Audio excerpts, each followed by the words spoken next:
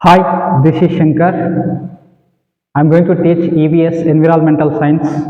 Especially this video is useful for primary and upper primary class students. కొంతమంది విద్యార్థులు తెలుగులో కూడా ప్రొనౌన్స్ చేయమని అడుగుతున్నారు. అందువల్ల both language will accept.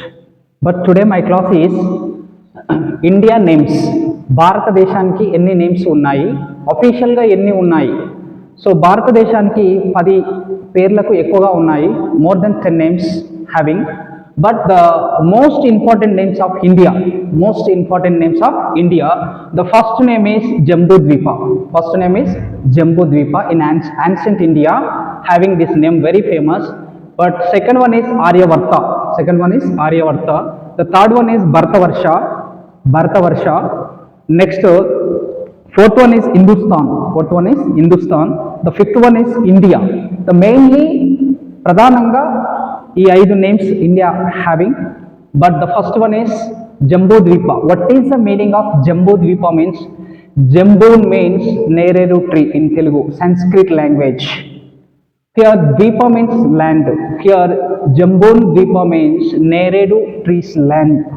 Here the second Aryavarta means the land of noble people. The land of noble means noble here culture ఉన్న వ్యక్తుల అంటే సంప్రదాయం అభివృద్ధి చెందిన వ్యక్తులు అని అర్థం దీని మీనింగ్. బట్ ఆర్యవర్త మీన్స్ ఆర్యులు పరిపాలించారు కాబట్టి ఈ దేశాన్ని ఆర్యవర్త అని పేరు వచ్చింది. ఇది వేదిక్ టైంలో, the time of Vedic time. Bharata వంశానికి చెందిన భరతుడు అనే కింగ్ పరిపాలించడం వల్ల మన దేశానికి భరత వర్ష అనే పేరు వచ్చింది. హిందుస్థాన్ మీన్స్ ద ముస్లిం కంక్వర్డ్, అంటే ముస్లింల దండయాత్ర వల్ల Hindustan comes from the Persian language.